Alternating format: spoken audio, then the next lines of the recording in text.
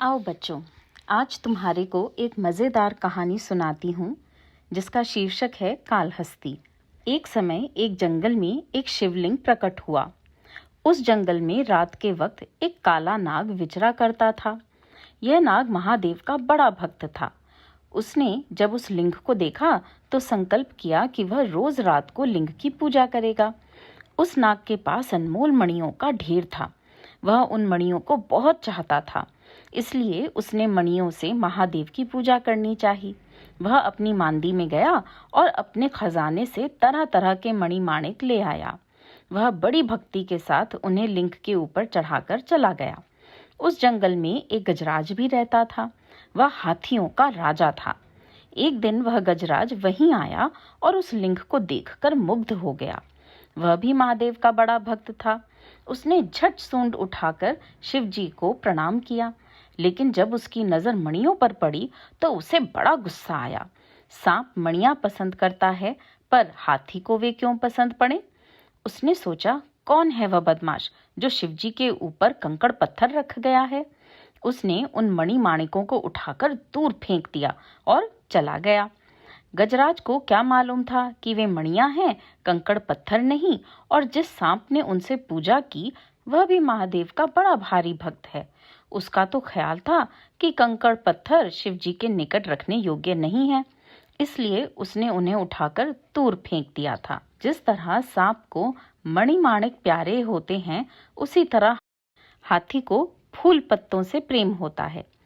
गजराज थोड़ी देर तक जंगल में घूम फिरकर बेल के पत्ते तोड़ लाया, पोखर से कमल के फूल और पत्ते ले आया, फिर बड़ी देर तक शिव जी की पूजा करके घर लौट गया।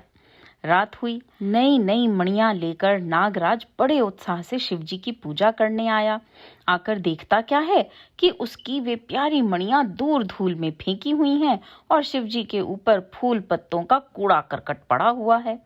गजराज भक्ति के साथ जो फूल पत्ते तोड़ लाया था, सांप ने उन्हें कूड़ा करकट समझ लिया। उसने सोचा, कौन है वह दुष्ट जो मेरी पूजा वस्तु दूर फेंककर महादेव का ऐसा अपमान कर गया है। उसने वे फूल पत्ते बड़े क्रोध से चुन चुन कर दूर फेंक दिए और मणियों से पूजा करके वहां से चला गया। दूसरे दिन फिर गजराज पत्र पुष्प लेकर के शिव जी की पूजा करने आया। तब उसने देखा कि उसके फल फूल दूर फेंके हुए हैं और शिव जी के ऊपर कंकड़ पत्थर जमा है। उसने सोचा, वह दुष्ट तो फिर यहाँ आया और आकर यूं ही नहीं गया, वह पूजा की सामग्री दूर फेंककर फिर कंकड़ पत्थर डाल गया। उसने क्रोध से फिर एक एक करके सभी मणियां चुन चुन कर दूर फेंक दी और फूल पत्तों से पूजा करके घर चला गया। इस तरह 2 दिन बीत गए। तीसरी रात को नागराज फिर मणिमाणिक लेकर पूजा करने आया तो अपनी पूजा वस्तुओं को बिखरी देखकर उसे बड़ा दुख हुआ। शिव जी को नाकाम के फूल पत्तों से ढका हुआ देखकर उसे बड़ा गुस्सा भी आया। उसने बड़ी दीनता से देखते हुए कहा, भगवान, मैं रोज आकर अमूल्य मणियों से आपकी पूजा कर जाता हूँ, लेकिन कोई दुष्ट आकर मेरी पूजा के चिन्ह तक मिटाकर आप पर झाड़ पत्ते रख जाता है। आप उसे कुछ नहीं कहते। आप अपनी तीसरी आंख खोलकर उसे पल में राख क्यों नहीं कर देते? क्या आप इतना भी नहीं कर सकते हैं? हाय, मैं कितना बुद्धू हूँ। ईश्वर होकर आप क्या नहीं कर सकते हैं? मालूम होता है आप जानबूझकर चुप रह गए हैं। अपने इस भक्त को ठुकराकर आप भी मेरे दुश्मन से मिल गए हैं। आप ऐसा क्यों करते हैं प्रभु? बताइए, मेरा क्या कसूर है? इस तरह बहुत देर तक वह आंसू बहाता रहा। आखिर किसी तरह ढाढ़स बांधकर उसने अपने आंसू पोंछे और चुन चुन कर फल फूल दूर फेंक दिए। फिर झाड़ पोंछकर उसने मणियों से शिव जी की पूजा की। पूजा के बाद मांदी में लौटने के बाद भी नागराज को नींद न आई। वह इसी सोच में पड़ा रहा कि कैसे उस दुष्ट का पता लगे जो रोज आकर उसकी पूजा बिगाड़ जाता है। दूसरे दिन हाथी शिव जी की पूजा करने आया तो उसने देखा कि उसके फूल पत्ते फिर चुन चुन कर फेंक दिए गए हैं और लिंग के ऊपर कंकड़ पत्थर पड़े हैं। उसके क्रोध का ठिकाना न रहा। उसने शिव जी पर सवालों की झड़ी लगा दी। कौन है ये मूर्ख जो बार बार मुझे यूं छेड़ता है? खैर, उसकी बात छोड़ दीजिए, मगर ये तो बताइए कि आपको कंकड़ पत्थर कैसे भाते हैं? क्या ये अनगढ़ नीले पत्थर मेरे नील कमलों की बराबरी करेंगे? क्या वे हरे पत्थर मेरे पत्रों से भी बड़े चढ़े हैं? क्या ये भद्दे लाल पत्थर मेरे असम कमलों के समान हो सकते हैं? मेरे अर्पित किए हुए फूलों में जो कोमलता, शीतलता और सुगंध है, वह इन कठोर कुरूप और बड़े पत्थरों में कहाँ से आएगी? आखिर उसने सोचा, अच्छा, आज तो मैं किसी तरह चुप रहता हूँ, लेकिन अगर कल भी ऐसा ही हुआ तो चाहे जो हो जाए, मैं उस दुष्ट की जान लिए बिना नहीं रहूंगा। ये सोचकर वह रोज की तरह ही पूजा करके चला गया, लेकिन उसे भी उस दिन इस चिंता के कारण नींद न आई। रात को नागराज फिर पूजा करने आ पहुंचा, लेकिन फिर अपनी पूजा सामग्री को भग्न देखकर वह रोज क्रोध से कांपने लगा। उसने सोचा, कौन दुष्ट रोज इस तरह मेरा और भगवान का अपमान करता है? आज मैं उसका पता लगाए बिना न रहूंगा। जब तक मैं उसको मजा न चखा दूं, तब तक यहाँ से न हिलूंगा। यही मेरी प्रतिज्ञा है। इसलिए उसने उस दिन फूल पत्तों को उठाकर फेंका नहीं, बल्कि उन्हीं में छिपकर घात लगाए बैठा रहा। ठीक समय पर गजराज भी आ पहुंचा। अपने फूल पत्ते ज्यों के त्यों देखकर उसे जो खुशी हुई उसका क्या कहना। उसने सोचा, हाँ, आज मैं कैसा भाग्यशाली हूँ।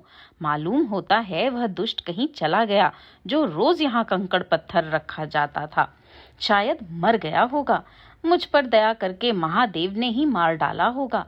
ये सोचकर गजराज ने उन बासी फूलों को हटाने के लिए अपनी सूंड बढ़ाई। नागराज छिपा छिपा ये सब देख ही रहा था। उसने मन में कहा, अच्छा, तो इतने दिनों से आप ही मेरी पूजा भ्रष्ट कर रहे थे। भले आए, आ लीजिए, अपनी करनी का फल चखिए। महादेव की कृपा से आपको अभी मजा चखाता हूँ। ये कहकर वह सांप सर्र से हाथी की सूंड में घुस गया। वह भीतर ही भीतर उसके माथे तक पहुंच गया और नोचने लगा। अब क्या था, सूंड तो हाथी की नाक ही होती है। माथे तक सांप के घुसने और काटने से हाथी को जो भयंकर पीड़ा हुई उसका वर्णन कौन करे।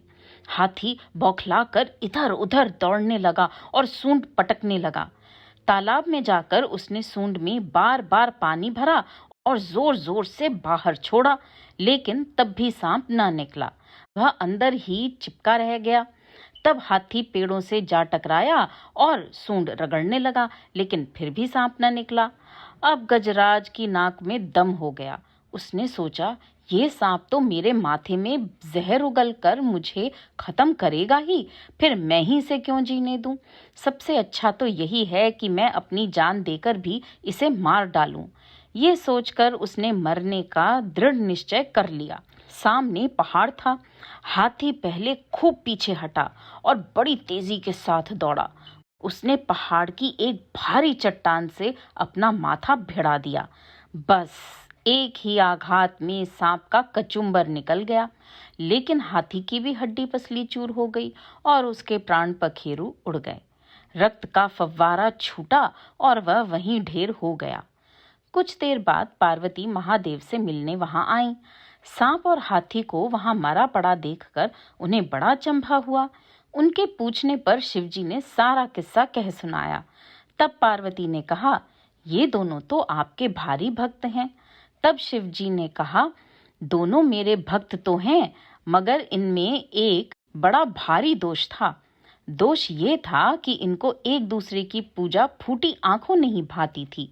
इसी से इनकी ये दुर्गत हुई। दुनिया में तरह तरह के लोग रहते हैं, वे तरह तरह से मेरी पूजा करते हैं। मेरे लिए सब बराबर हैं। मुझे सांप की मणियों, हाथी के फूल पत्ते दोनों प्रिय हैं, लेकिन ये रहस्य ये मूर्ख भक्त न समझ सके, इसलिए ये एक दूसरे से लड़ मरे। हर एक आदमी को अधिकार है कि वह अपनी रीति नीति पर दृढ़ रहे, साथ ही दूसरे की रीति नीति का भी आदर करे। अपने ढंग को सबसे अच्छा जानकर दूसरों से वैर विराग मोल न ले। पूजा का यही ढंग सबसे अच्छा है।